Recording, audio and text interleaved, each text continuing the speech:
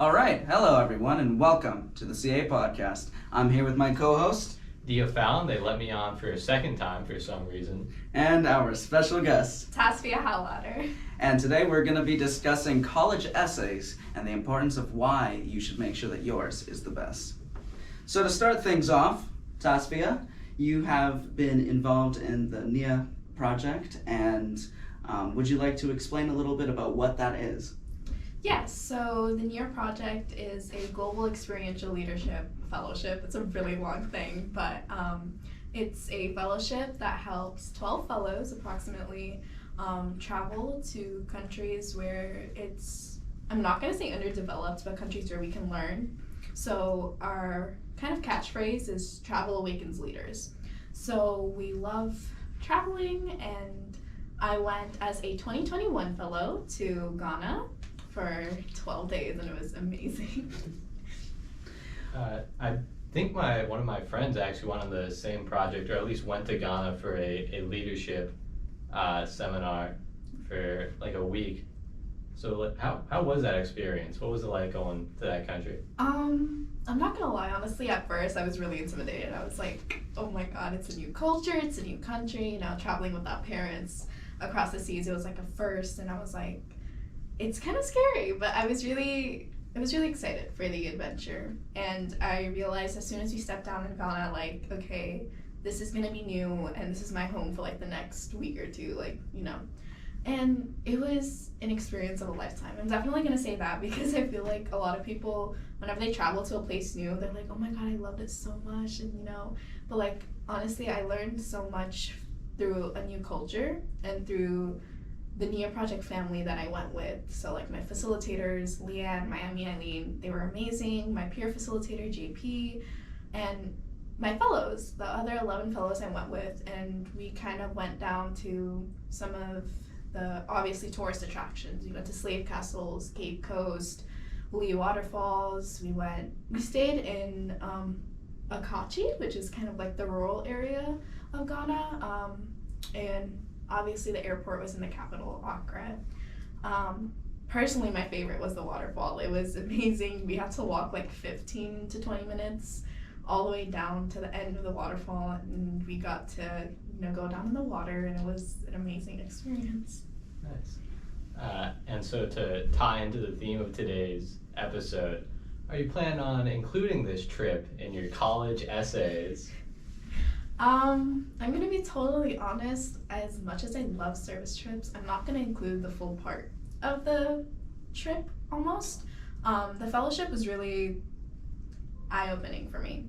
It wasn't just something where you travel out and get to experience something, it was more over you're learning stuff. So we had leadership labs, we had a master class, and you know, we're meeting all these new people, so I'm taking what I learned about myself as an individual throughout those leadership labs and how I am as a leader, and trying to tie that into my personal statement and my college essay, because as much as I love that, oh my god, I went to Ghana over this summer, it's just not my whole story. You know, for a college essay or a personal statement, you kind of want to put in your whole story of who you are, how you became the person you are today, stuff like that. Yeah. Right, and for anybody that isn't fully sure what a personal statement is, it's not just an essay, it's basically a description of you as a person. You're basically trying to make a sales pitch of yourself. You know, why should you accept me as a student at your school? It sets you off. It sets you apart from the general populace, basically. Yeah, is who you are as a person. Because colleges aren't just looking for a model student, somebody that'll go into class, get all A's, and then just shut off as soon as they leave the door. They're looking for somebody that's going to go around campus, that's going to improve life at the place, that's going to then go out into the world and make something of their self, of their education. And, you know, on the other parts of the college applications, that's for academics, you know, that's your GPA, your grades. Personal statement is who you are as a person. That's what the colleges are looking for. No, that's exactly right. I feel like a lot of people think their personal statement has to just revolve around their academics. Do not be afraid to show a creative side of yourself throughout like your writing qualifications, because your college essay is really something that's going to stand you out from the rest of the applicants when you're going to be applying to college.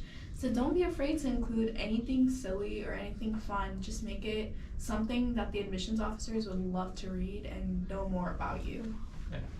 And make sure that's knowing more about you, not necessarily what you do. In Dr. Barron's class, there was an essay, a recommendation of what not to do. And it was a guy that just listed all the cool books he's read. I mean, don't do that. That just tells you that you know how to read. Explain how reading those books made you a better person and gave you new insight on the world that you can take to that college. And not just that you read Moby Dick and can summarize it. They're not looking for that. Right, and also tying in with going above and beyond with your college applications. In Common App, there's an option to do a supplemental essay, which is very important because it basically takes that extra step into why it basically.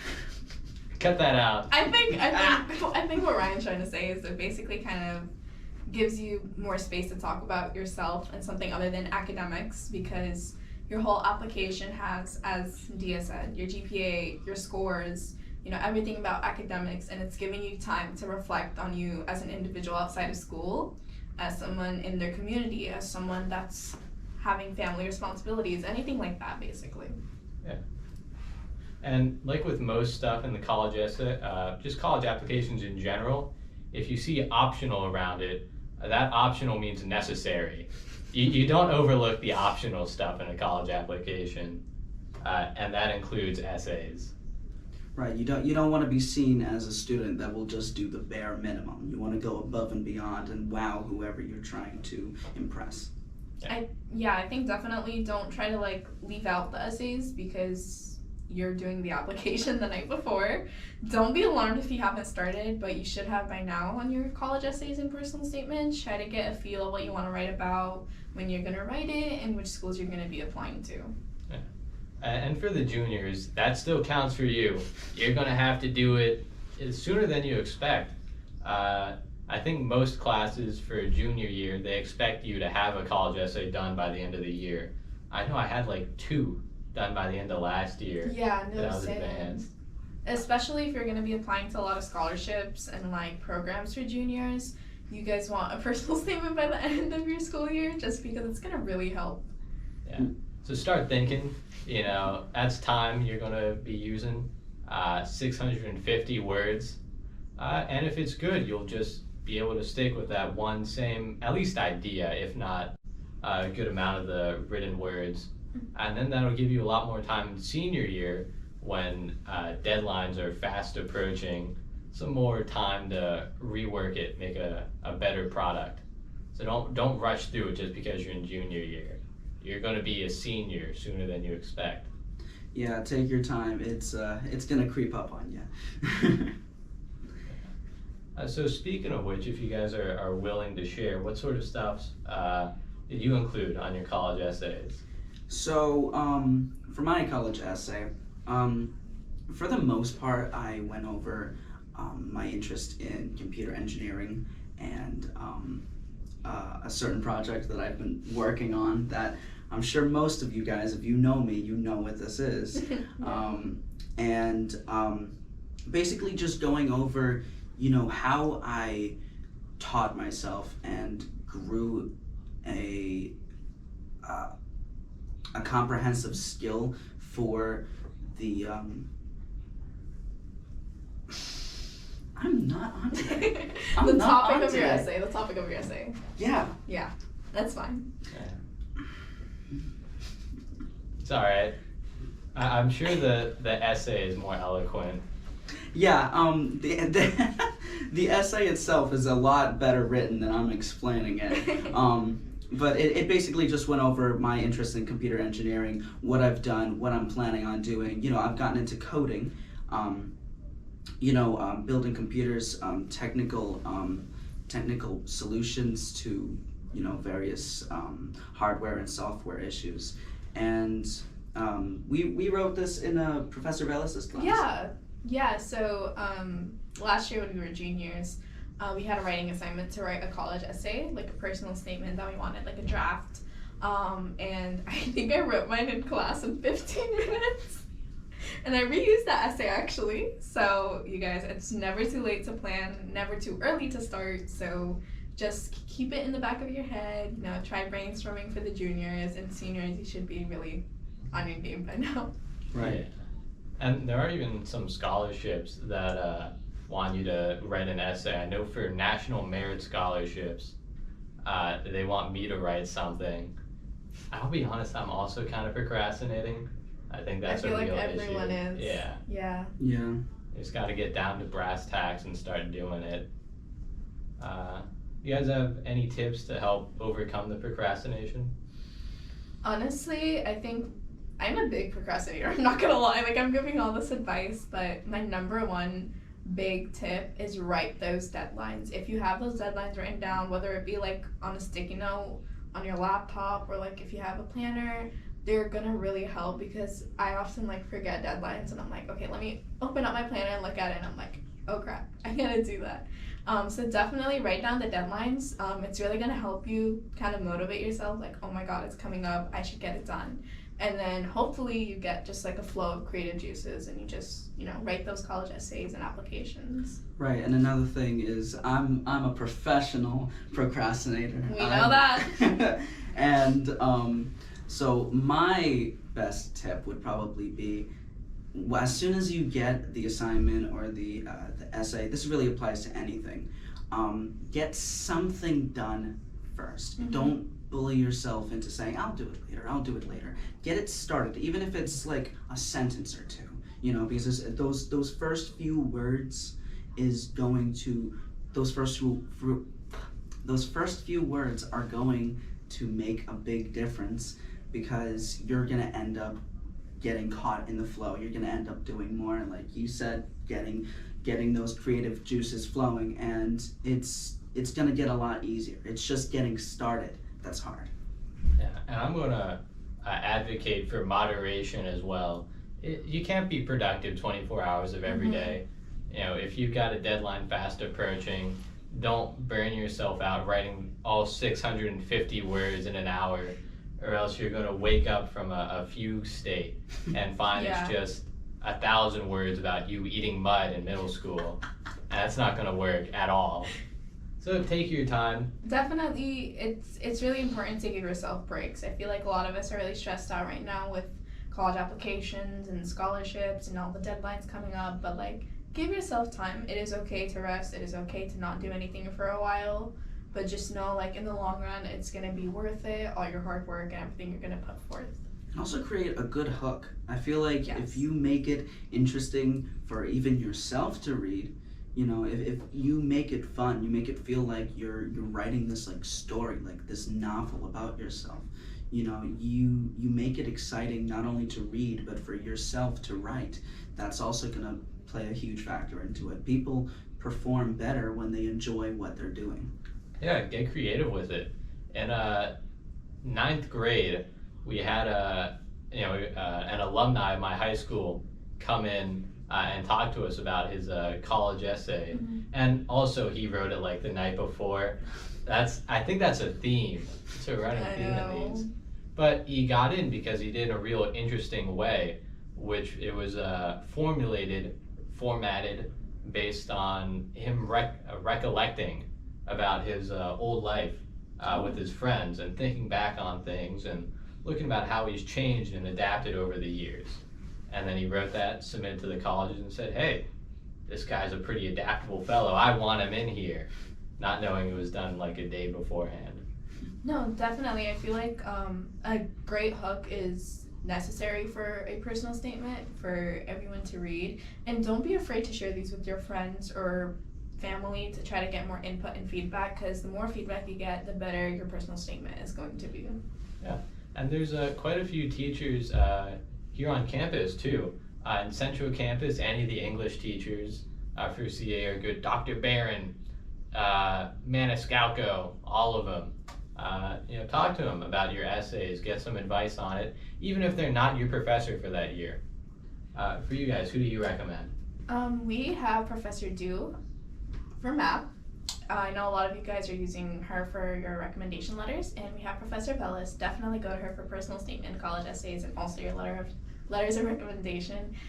Don't be afraid to go to them. I know we're seniors now, but they're still our college academy professors. And O'Neill and Aiken are always there for us as well. So that goes for both Central and North if you guys need any help with anything. Yeah, they're all there. They're all there to help you. Yeah. And you know, don't feel constricted based on which campus you are. We're all one big school. If you're 3 down for the teachers here on Central, go to Vellis up in North, okay? They're amazing. I'm pretty sure they'll be like, oh yeah, definitely had you as a student. Yeah. You lie and say you were in their class and you just taught. And I think that now's a good time to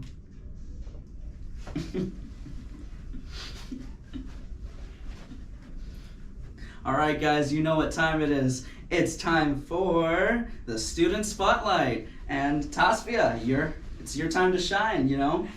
It's time for your Student Spotlight. We're gonna be going over how did you come across this program? How did you come across the Nyah project? So that's actually a really funny story. I was in 10th grade. Online school was happening, you know, pandemic. And my old high school posted an announcement, and they were like, hey guys, check out this website. There's a cool opportunity for you to travel across the world. Apply to it. Let us know if you get in. And the application was due 2 days later. And I'm in the middle of my AP Computer Science Principles class, and I click the link, and I'm like, okay, like, let me try to learn more about it before getting into it. So I look at the website for Nyah Project, and I'm like looking at these pictures of past fellows going on adventures on these fellowship trips and seeing kids in Indonesia. Where else did they go? Costa Rica, you know, all these places, and I was like, wow, like I want to be the next person that goes. And I remember sitting down and applying, and I asked my mom for my passport, for my passport number. And if you know anything about immigrant parents, they're like, why do you need your passport? Like, that's kind of sketchy. And I'm like, it's a traveling fellowship, like I need it so they know, like, you know, I don't have a passport that's gonna expire. And I hit submit like the day of, because I didn't want to, you know, procrastinate and submit it on the deadline. And a few days later, I got an email that I'm a semifinalist for Nyah Project. Nice. And I assume we can say how that went. You're now on the website for the 2021 fellows, I believe. Yes. You're there. Yeah. It was, honestly, I'm gonna say I didn't really know what to expect. As a semifinalist, you had to go through a 2-day workshop. For us, it was virtual, as they said, pandemic.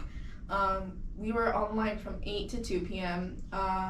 We were meeting other semifinalists, connecting with people that were leaders out in the world. We saw master classes. We had people come on and talk about their experience in the world as leaders.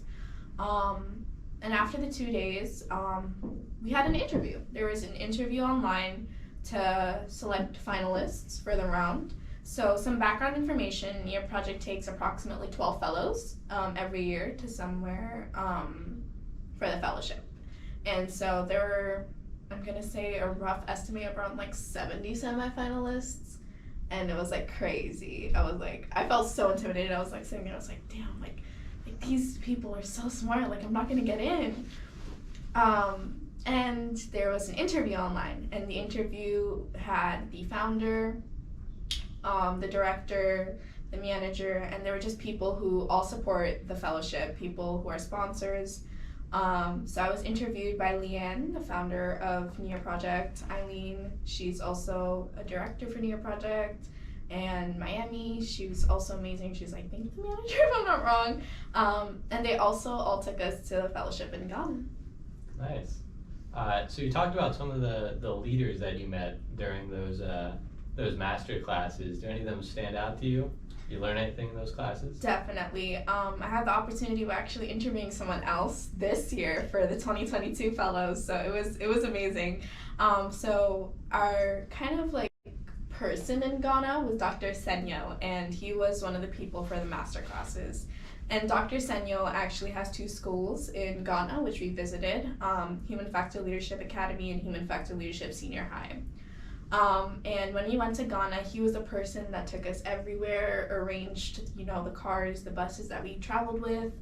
And it was kind of, I'm going to say, a sudden thing, because when we went to Ghana, the main school for Human Factor Leadership was actually flooded. So water got up to you can say midway of the room, and it ruined their supplies, their desktops, their computers. And they had to makeshift the senior high school as a school for all the children. And the classrooms were outside in the heat. There were dry erase boards just sitting on a chair as a makeshift classroom. And it was eye-opening to see, because we saw the kids in the senior high, and then we were taken to the damaged school to see the ruins and everything. And you saw the children's hard work. You saw the paintings in the classrooms, the papers which they wrote on. They were all just ruined. And it's happened 3 weeks before we went.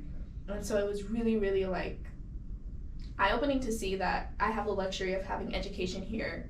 And there are kids over there that are literally using whatever they have to get the education that they need and want. Right. That's a pretty humbling experience. What would you say is the most your favorite part of the whole program? Oh my god. I actually celebrated my 17th birthday in Ghana. That was an amazing experience. I went to the school in the morning. I saw the kids. They sang me happy birthday in both English and I forgot the language that they spoke, but there's different dialects over there, so obviously it's different. They danced with me, and then we came back to the kind of little hotel we were staying at, and we actually had a chef there, Chef Godwin, and he cooked up a really great meal. I had some noodles, and then I hear this band, and I'm like, what? And my fellowship got a live band to come to the hotel and play music for us, and then afterwards we had a little dance party. I had a cake, and it was really amazing. But my favorite moment, as I mentioned before, was the waterfall. It was definitely really humid. Walking to the waterfall, definitely a long trip. We had to run for 2 minutes because there were ants on the trail, so they were run, and I was like, oh my god, I have a backpack, I can't do this. And then once I got to the waterfall, I was like, okay, this is worth it. And the waterfall was really it was high pressure that day, so you couldn't go to the end, but we went a really far away. And I kind of just stood there for a moment and took in the view, because it was I'm not gonna get this in America, but I realized in that moment, the phrase travel awakens leaders was actually true.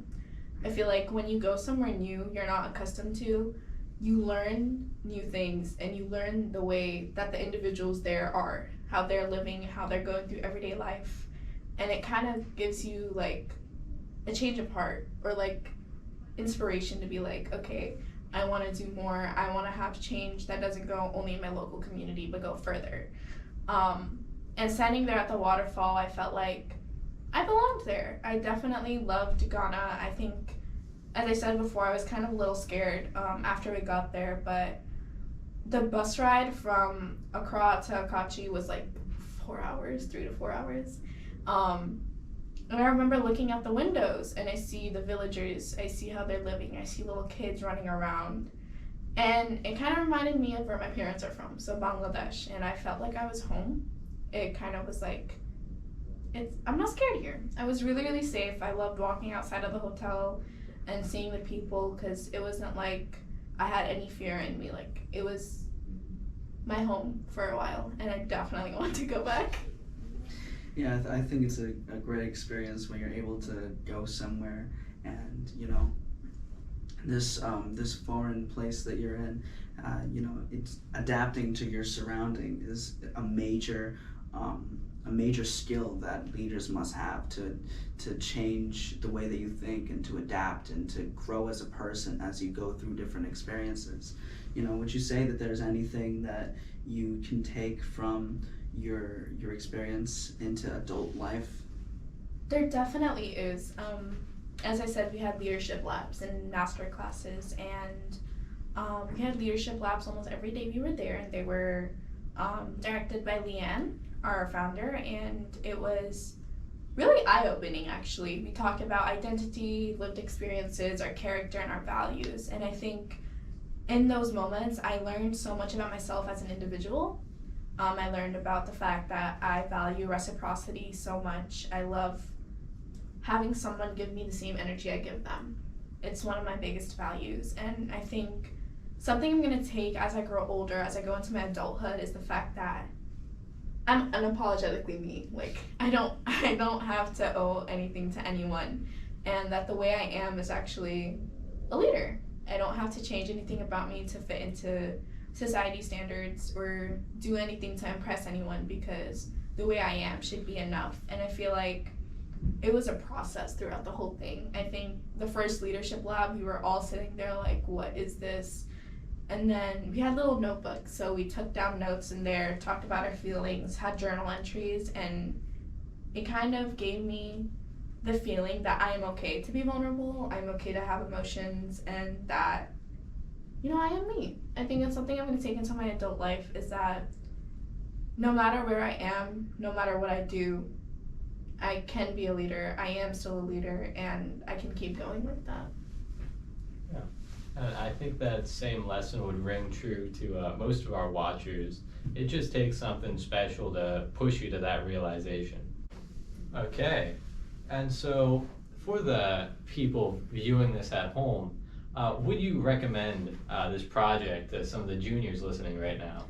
Definitely. Nyah project was an experience that I'm going to say everyone should receive, but obviously it's not for everyone. But it does not hurt to try.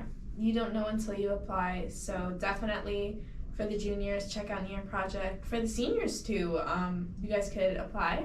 You can still go if you're in your first year of college and whatnot. Check out, if you guys do want to apply, check out nyahproject.org. It is Nyah, spelled Nyah, and project. I think applications open up a little later, not right now, for the 2023 fellows. Do not be afraid to try. And if you guys have any questions, feel free to reach out to me, or we do have another College Academy student who did go on the fellowship. Her name is Louise, and she's on Central. So you can find me on North Campus or Louise. Definitely reach out. I think on the website you can see my picture. I don't know if my contact information is there. But check out the fellowship. It was amazing. So a huge thank you to Nyah Project for allowing me to experience this. All right.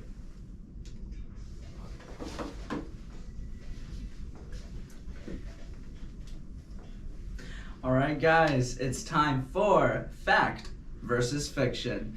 The show that It's fact or fiction. The show where we ask 3 questions, and you have to understand whether it's a fact or if it's fiction, and we're lying. And I'm gonna make a little wager. I bet Oh boy. a bite of these ginger candies that you're gonna get them wrong. We'll see. Everyone you get right, I'll take a bite. Okay. And it's gonna be 0. I'm gonna get them right. Alrighty. So first off, first question: fact or fiction? Early access. My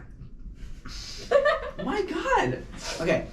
Fact or fiction? Number 1: early action application plans are binding. Fiction. What do you think? Early action, you're taking an action, I'm gonna say that's fact. This is actually fiction. Early action applications are not binding. Early decision is binding. I don't know. Well. Let's just listen to this thing. Or do. ASMR with CA Talks. All right. Yes, it is early decision plans that are binding.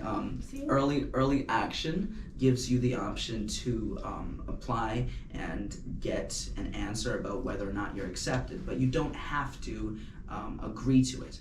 All right. Fact or fiction? Question 2.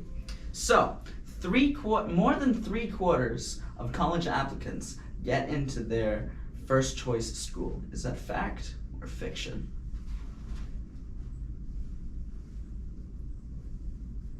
Dia should go first. I'm gonna say that's fiction. Okay, my first choice is Harvard. All right, and that's got like a 4% acceptance rate. I don't think it's possible that over 3/4 of people get into their first choice. Nonsense. I'm gonna go against you. I'm gonna say fact.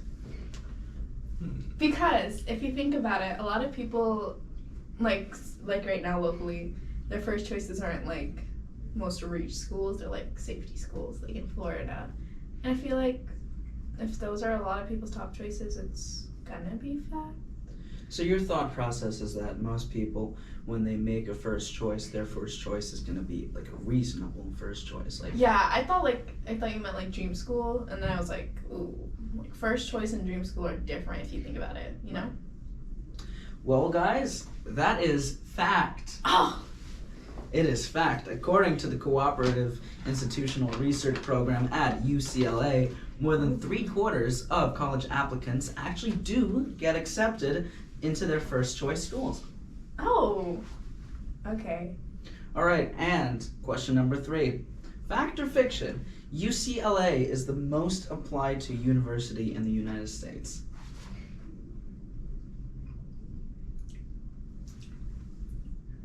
Oh my god.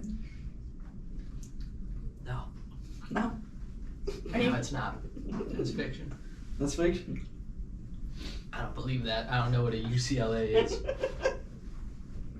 You said it's the number one school it's applied to? The number 1 school, the most applied to university in the United States. Most applied to. You know, I would think that's Harvard.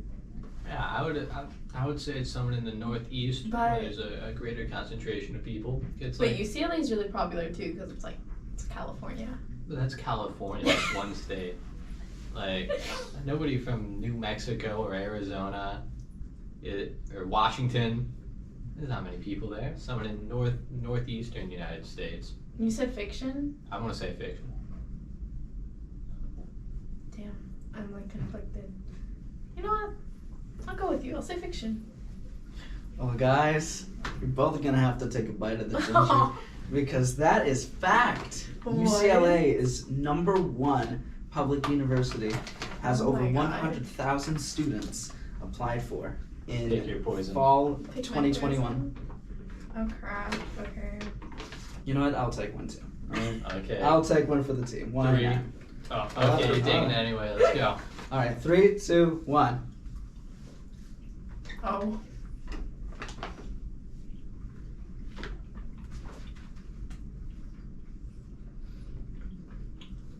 They don't call it ginger for nothing. It's good for like the first 30 seconds. And then the spice hits you. I don't really feel anything. Oh, okay, it's just us. Yeah. Alright. Well, with that, fact or fiction is over. Now, our good friend, do you have anything to say to the good folks at home? Stay in school. Yeah. Alright. Okay. You good? Yeah. You good? Okay. So, and now to wrap things off, we've got some quick updates, some current event things that are happening. So, first off, seniors, FAFSA application opens up October 1st, which as the time of recording is just under 2 weeks away. Do not forget. It's very important that you fill that out in order to get your financial aid. Yep. Juniors, PSAT is October 15th. To enter the 2024 National Merit Scholarship Program, you must take the PSAT. Study. You want that. All right? Seniors, again, make sure to have your early access application deadlines in check. If you're planning to apply to FSU or UF, keep in mind that your deadlines are approaching. FSU is October 15th and UF is November 1st. And for our juniors, the Thrive Scholars application is open. That's for, I believe, disadvantaged minority youth. And so if that appeals to you, go out there and start looking for scholarships. It'll help you in college. And finally, seniors, if you have not taken your civic literacy exam, do not forget to do that. It is now a mandatory requirement for getting your associate's degree. And final deadline, the Questbridge deadline is 9/27/22. Fast approaching. Yeah, fast approaching. Make sure you get that done. Very important scholarship. It'll help you in college once again. Oh, and for the civic literacy exam, that also applies to juniors. It applies to everyone, class of 2023 onwards. So juniors, if you want to take the civic literacy exam, you may do that now. You don't have to deal with that in senior year. Yeah. And now, closing remarks. All right, guys, this has been a very interesting episode. We talked about the Nyah podcast, the Nyah Project. Nyah project, yeah. Oh. The Nyah project, we went over college essays, what's the best way to approach them, what to do, what not to do, and, why they make a difference, why they help you stand out, Next episode, look out. We're going to be going over how to tackle the SAT and ACT. And we're going to be going over more the civic literacy exam for the AA degree. All right, guys. Thank you very much for listening. This has been the CA Talks podcast with Dia Fallon. And our special guest, Tasfia Howwater. Thanks for watching. And if I can ask just one last question to close this out, and you don't have to answer. Were there any females in Ghana? I think with that we're gonna wrap it up. Cut. All right, cut that out. Goodbye, everyone. Bye, guys. Bye.